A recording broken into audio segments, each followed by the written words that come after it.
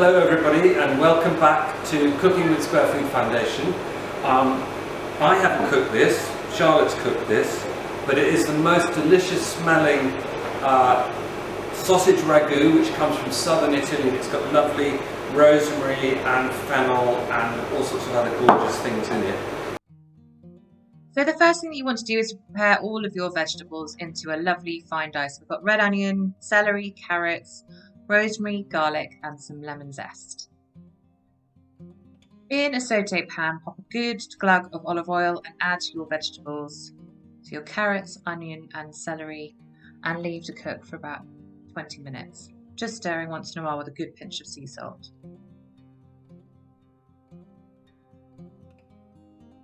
You want everything to get really lovely and sweet, and that's going to make your sauce delicious. Next, you want to take the casings off the sausages and pop them in one bowl. Check on your vegetables, give them another stir, and at this stage it should be starting to get lovely and sticky and soft. If you want to, you can add a little bit more olive oil at this stage too. Add in your garlic, your chili flakes and your fennel seeds and cook for about a minute.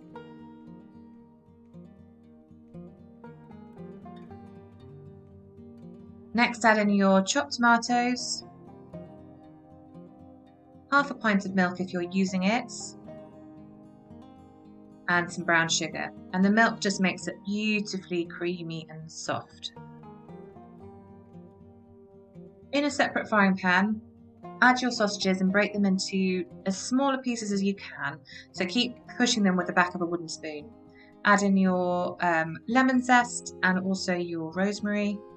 And you just want to cook the sausage until it's quite sort of golden and caramelized. But it's really important to keep breaking it down until it's quite small.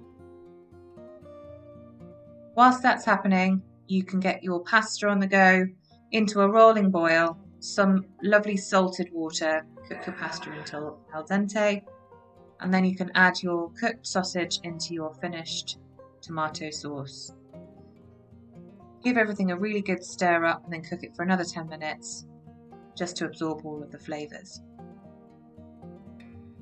Give it a final test, bit of a season of some salt and pepper. Mix it all together again for the last time and then add in your cooked pasta.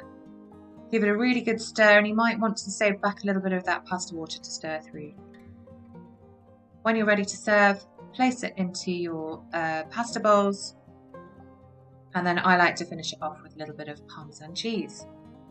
I'm going to just put a little bit of Parmesan on it, which is very Italian as well, so that even on horrible, dark, early winter evenings, it's something to cheer the soul. That is so good, Charlotte. Seriously delicious. You're going to love it, folks. See you.